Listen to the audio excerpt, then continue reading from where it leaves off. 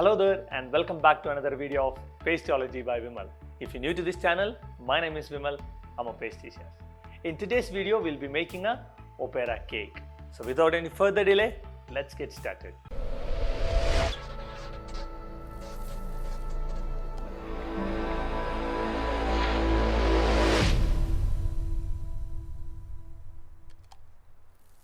A classic opera takes slightly longer time to prepare because you need to cover 4 recipes in this cake. So we'll be doing a Joconde sponge, which is an almond cake, a chocolate ganache, a coffee buttercream, and a glaze to go on top of that. A classic opera has 6 layers, but nowadays to increase the complexity and make your pastries look better, pastry chefs started adding more layers into your opera. Once you know all the components in an opera, then it's up to you how you want to build your layers in an opera. To make the Joconde sponge, you need 35 grams of all-purpose flour, 22 grams of unsalted butter, 3 eggs or 150 grams of egg, 125 grams of sugar, 18 grams of sugar to go with 90 grams of egg white or 3 egg white, and 125 grams of almond powder. Start the process by whipping egg and sugar together until fluffy and pale yellow in color.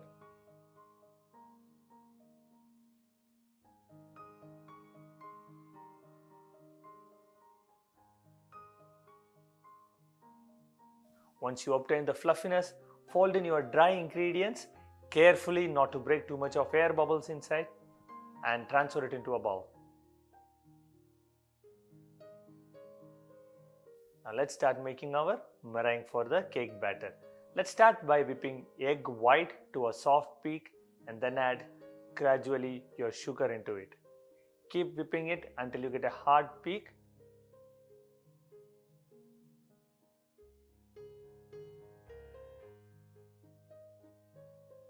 Pour your meringue carefully into your first mix.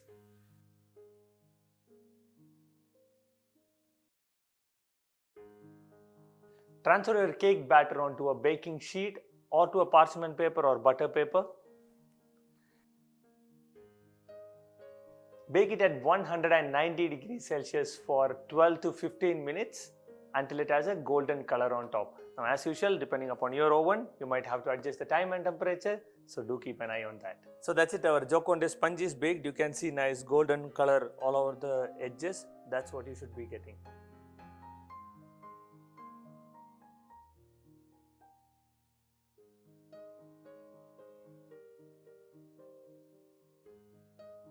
Now that our Joconde sponge is ready, let's make the French buttercream. To make the coffee buttercream, you need 40 ml of water, 125 grams of sugar, 250 grams of unsalted butter, 4 egg yolk, and 10 grams of instant coffee powder.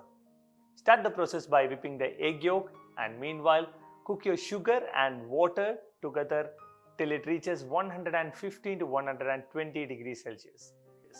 Gradually pour in your sugar to the egg yolk and keep whipping. Add your instant coffee powder and mix it really well until the coffee dissolves completely into the egg mix.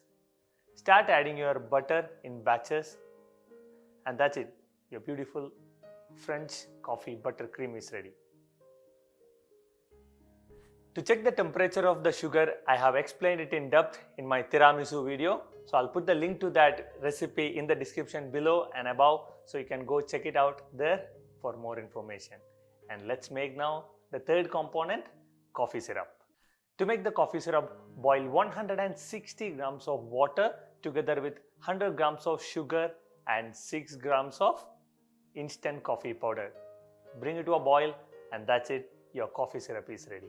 Now for our final component, chocolate ganache, which I made it in my previous video while we made the chocolate fudge cake. So I'll put the link in the description below. You can take the recipe from that video.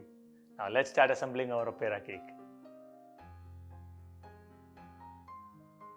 Soak the Joconde sponge with coffee syrup and apply a thin layer of coffee buttercream on top.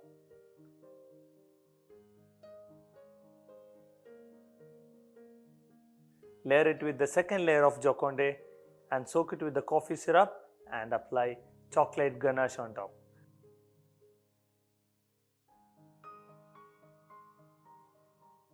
Repeat the process by layering Joconde, soak it with coffee syrup and finish it with coffee buttercream. Now the basic layering of our opera is done. Let's put this in the freezer until the cake is completely frozen. Meanwhile, let's make the glaze for our opera. To make the glaze, melt 200 grams of dark chocolate and add 40 ml of oil into it. Give it a good mix and your glaze is ready. Now that our cake is frozen, let's glaze it with our opera glaze, and using a hot knife, trim the edges and slice it into individual portions.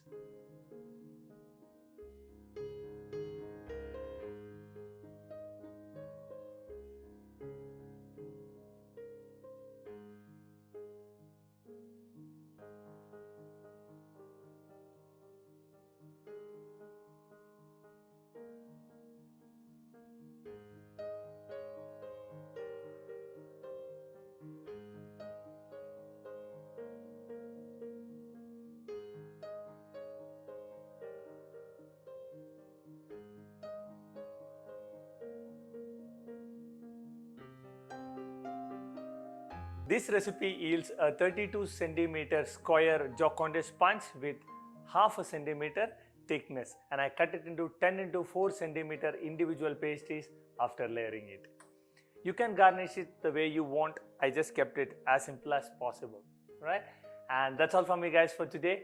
Thanks for watching, and I hope you all learn and enjoy this video, and I'll see you all in the next video with a new recipe.